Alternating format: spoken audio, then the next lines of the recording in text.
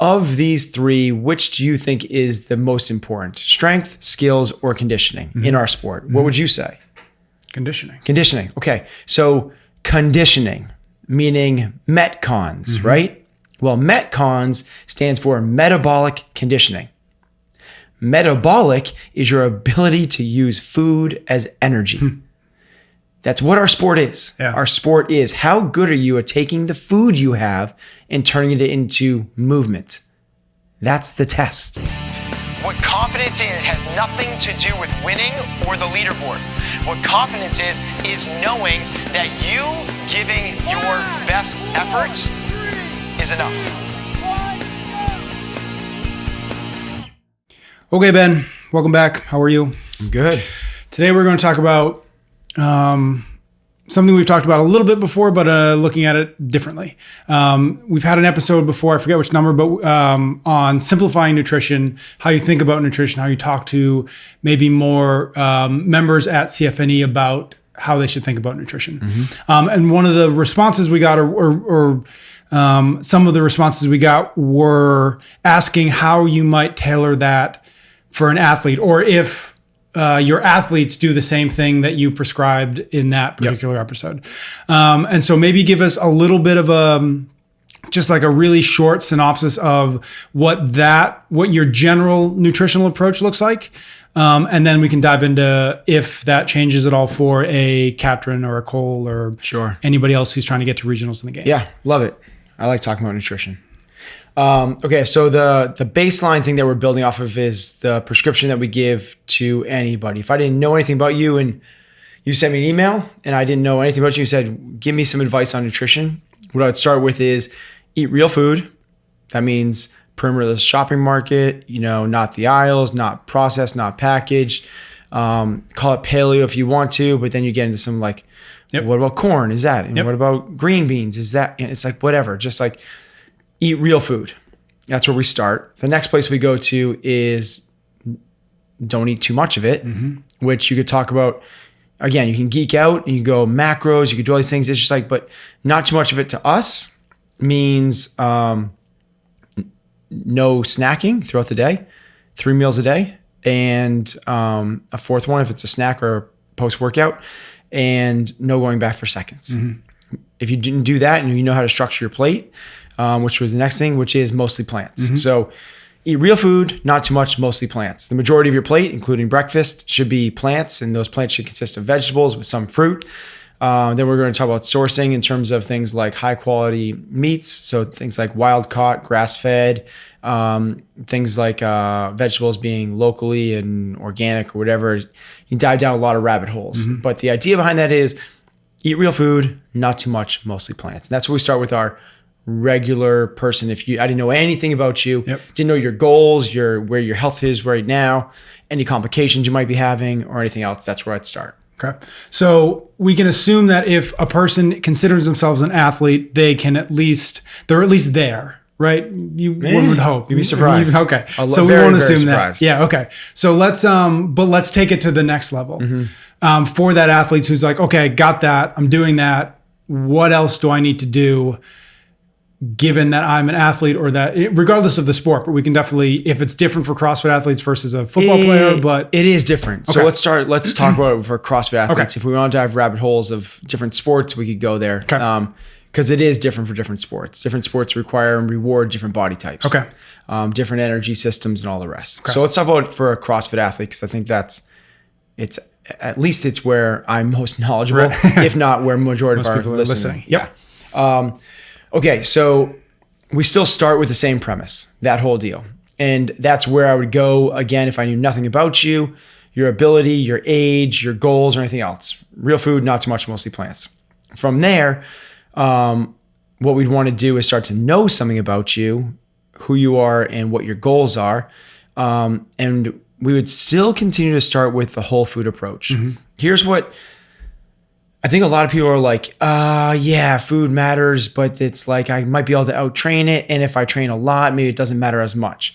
What I think people fail to realize is, or maybe they don't fail to realize, it's just maybe that we can bring greater awareness to, is if I ask somebody, and particularly people that probably listen to our podcast, they've heard me talk about it. Of these three, which do you think is the most important? Strength, skills, or conditioning in our sport? What would you say? Conditioning. Conditioning. Okay. So conditioning, meaning Metcons, right? Well, Metcons stands for metabolic conditioning. Metabolic is your ability to use food as energy. That's what our sport is. Yeah. Our sport is how good are you at taking the food you have and turning it into movement. That's the test. Right. Now, if people talk about the big, broad brushstroke, they're kind of like, huh? But if we talk about micro levels, people are like, yeah, I get it. Like, so you need certain levels of ferritin and hemoglobin and oxygen transportation and an ability to buffer lactic threshold, lactic acid. And be like, yeah. You do that by food. That's the deal. So what we need to do is start with a whole food approach. Okay. Because real foods give you better benefit for all of those things. Yep. So regardless of where you are, I'm still going to start you with that whole food approach. And then we can start to kind of dwindle it down from there. Okay. So what does it look like when you start to tweak? The next place I would go is where people probably expect me to go, which is quantity. Okay. But I'm going to give a black and white differentiation about the way you should be approaching this.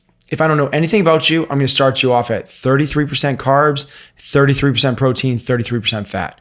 Really close to zone type thing, maybe a little bit lower carb. If I know more about you, I can dial that in more. And what I want to know is what's your body fat. Okay. Our sport requires a certain level of leanness. You have to be lean. If you are carrying around too much body fat in our sport, you're not going to be competitive.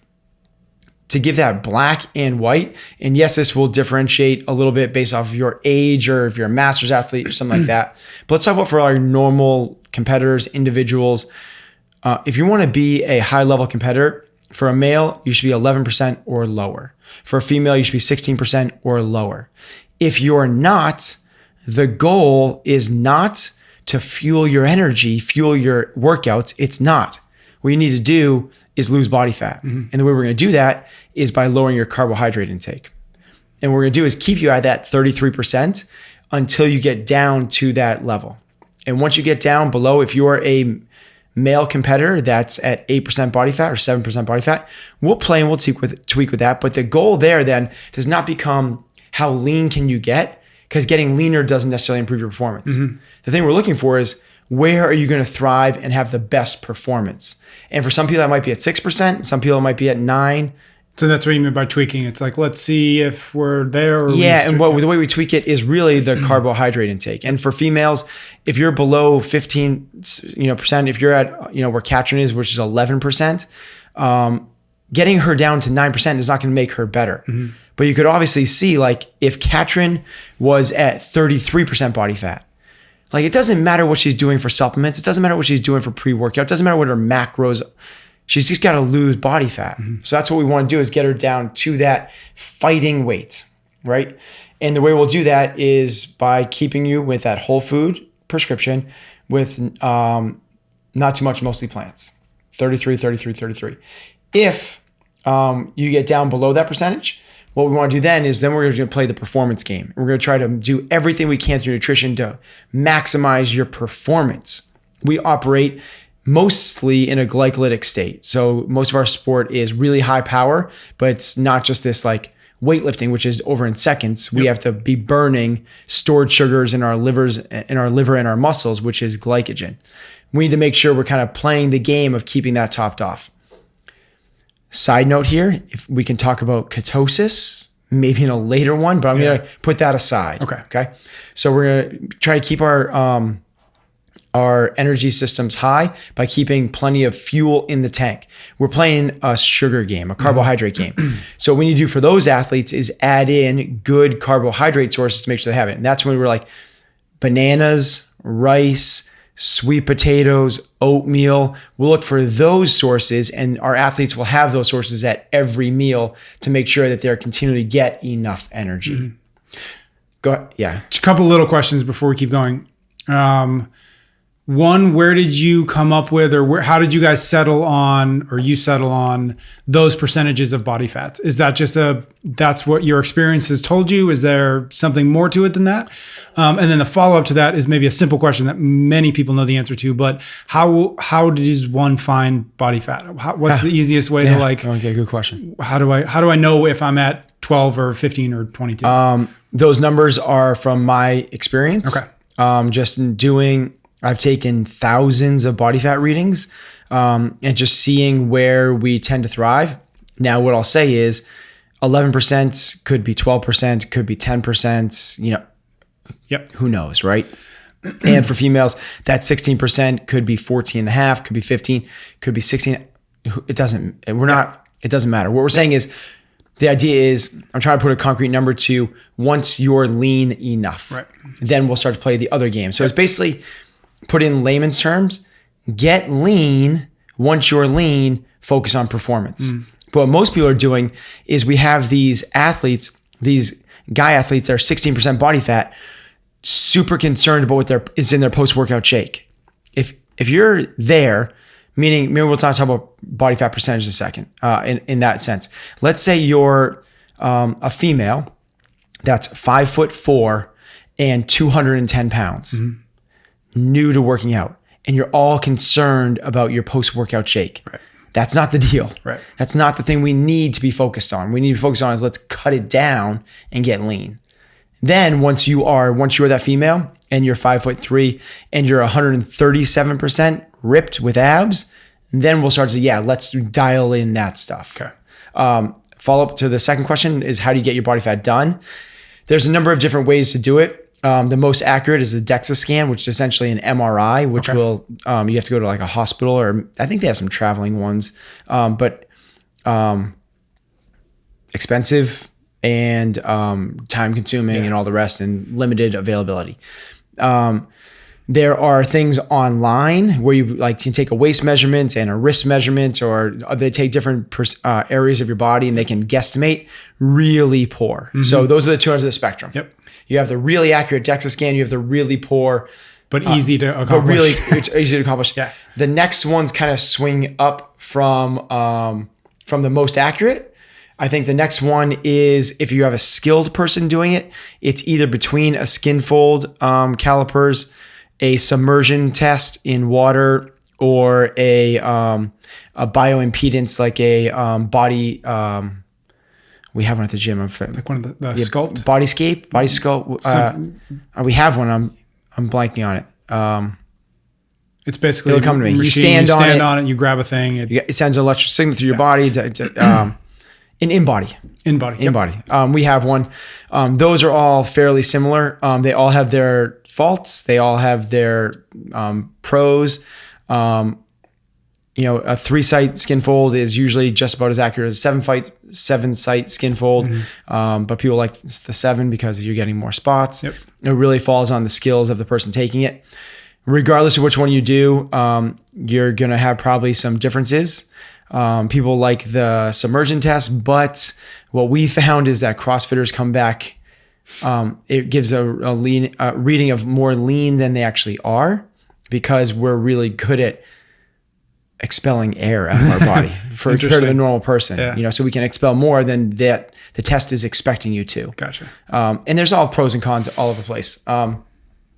So you can do a whole bunch of them, and the swinging up from there is you can get literally scales for your bathroom, which are cheap versions of the InBody. Yep. Or you can do like these cheap handhelds. There's other measurement things you can do, but you can get done a number of different ways. I think the best is go to somebody that you feel knows what they're doing and ask them. Gotcha. Okay. Awesome. Next step or next. Okay. So after we talk about whole foods, real foods, we talk about essentially quantity, and it's really a carbohydrate play, and we can geek out about fats as well and all the rest. The next kind of thing on the list would be supplementation. Okay. And supplements will never overcome what the whole food, what the real diet can do, but they're part of the play. And it's one of the reasons that we're bigger, stronger, faster now than we were even just a generation ago. In terms of different categories, I would say that the most important category is carbohydrates, a supplementation. And that's a really good energy source carbohydrate. There's a lot of different companies out there that do this type of things. One of the ones that we sell at the gym is UCAN, and it's a phenomenal, slow release, slow burning, not spike your insulin levels. You can continue to burn glycogen, which is the primary fuel source, for longer. It's basically preserving and extending. So the first one I would go to is a carbohydrate source. The second place I would go to, even above protein, would probably be creatine. Okay. Creatine, it's one of the most researched supplements there is. There are no known side effects. Yes, there are individuals that have adverse reactions, bloating, cramping, dehydration, just like there are individuals that have adverse reactions to eggs or wheat or dairy or cheese or grass. I mean, but across the board, there are no known side effects.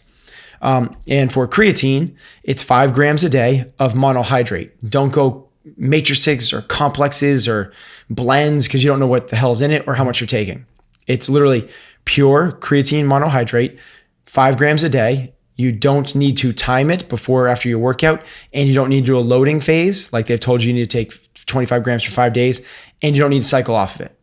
It's just like doing protein. Like you don't need to do any of those things with protein, which leads us to the next one, which is protein.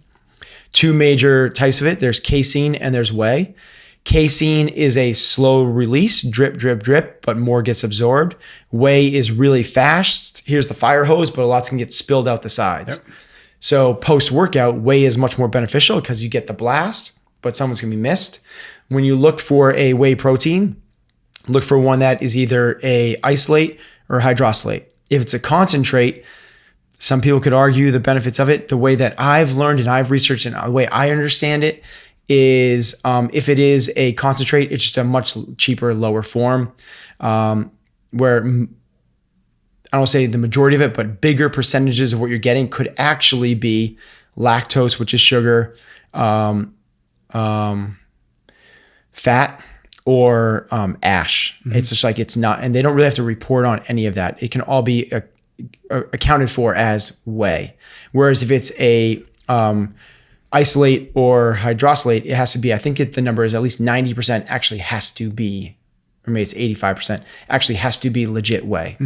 And the final one, so we have carbohydrates, creatine, protein. The next one after that would be caffeine. Caffeine is a performance enhancer, particularly when taken at the right time before a workout and taken in the right dosage and the right restrictions outside of workouts. The things that seem to work is somewhere in that 120 to 220 milligrams, which is really nice because that's essentially a cup of coffee. And most people are getting, most cups of coffee fall in that high 180 to 200 range. The downside is if you're doing multiple cups of coffee multiple times throughout the day, and or you're taking ones that have way too many.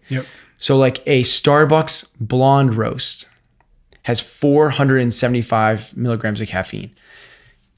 If you're doing that before you work out, you're going to get the negative effects of caffeine, not the positive. And the positive effects are really cool. It's everything you would ever want in a pre-workout supplement. Like really, it delays fatigue. It lowers perceived exertion. It increases focus. It's like this, it's this wonder drug, but you can't abuse it. Because if you abuse it, you don't get the benefits. So you're saying if you have 3 cups of coffee in the morning, when you have it a shot before your workout, it's probably not useful. Or if you're the type of person that has having caffeine, I mean, if you're having caffeine every 2 hours throughout the workday, when it comes time pre-workout, you're not there. You're getting to baseline. You're not getting any benefits. So what I would do, and a lot of our athletes have done this, if you are an athlete that's like that, is go off of caffeine, completely reset your baseline, your sensitivity to it, and then come back on and or save it for game day. And now you got this little performance boost. There's a reason that caffeine, like too much of it will pop on a drug test. It's because it's an enhancer. Okay. So those are 4 supplements. Are people, In your experience, are people looking for more than just those 4? Yes. Are there more than 4 that Well, there's tons, right? Waste, There's everything from fish oil to beta alanine to leucine and glutamate. I've looked into a lot of them. Branched chain amino acids, like those are the 4 that I feel really confident are moving the needle. Mm-hmm. There are other ones. We played with a lot of them, but I can't really definitively say like, yes, that like zinc and magnesium before bed. Like I can't say yes, you know, like those ones I can say yes to. And that's why I kind of keep it at those. Do other people find real benefits with other ones? You know, yeah, there you may not, but I'm not going to say those other ones because I haven't seen it across the board. Yeah.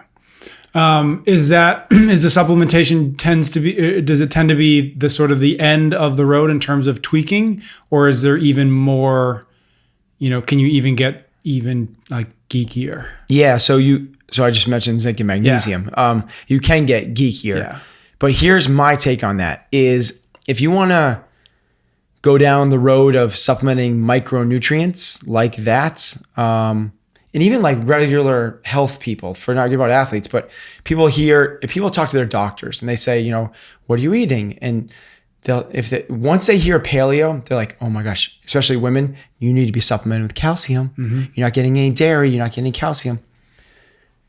Well, how do you know you need to supplement with calcium? Maybe your calcium levels are fine. Mm-hmm. My take on this is don't supplement with anything additionally like that until you've had a blood test and you know what's underneath the hood. Mm-hmm. Why would you, if you look up in the hood of the car, I know nothing about cars. This is a really crude, you do know there's a hood and you look under it. Yes. And this can be a really crude example, but if you look under it and the oil is filled up to the top, but someone's like, oh, you need more oil. Without looking at it. And you put oil in, what happens? It makes a mess. Yeah. Something that was really good, you're making a mess of it. Mm. Most of our athletes, when they start working with nutritionists, right away, because it's a really sexy thing, they say you need more zinc and magnesium, having known nothing about them, because it's what's hot in the community right now. And then we show them the blood tests, and most of them are spot on exactly where they should be in terms of zinc and magnesium. Some of them are edging towards the dangerously high levels, but almost every nutritionist that they go to is telling them to have more of it. Seems ridiculous. That'd be like you calling me up on the phone and be like, what should I do to improve my squat? And me never seeing you squat and be like, you know what you need to do? You need to arch your back more. Well, you might be arching your back perfectly or even too much. And I'm telling you to arch your back more. It's like, it seems ridiculous. So the way we do that is we have our athletes take blood tests. Because if we can find a deficiency, that's great. You know, and when we do, it's not, oh my gosh, like what, like that's gotta be wrong. I've got it, I'm perfect. I'm a high performer. It's the opposite. It's like, yeah, you are a high performer. You've won the CrossFit games. You're deficient in this area. This is an area we can get better at still. So that's when we'll supplement. But it's the only reason we would is if we knew concretely, yes, you're deficient in that area.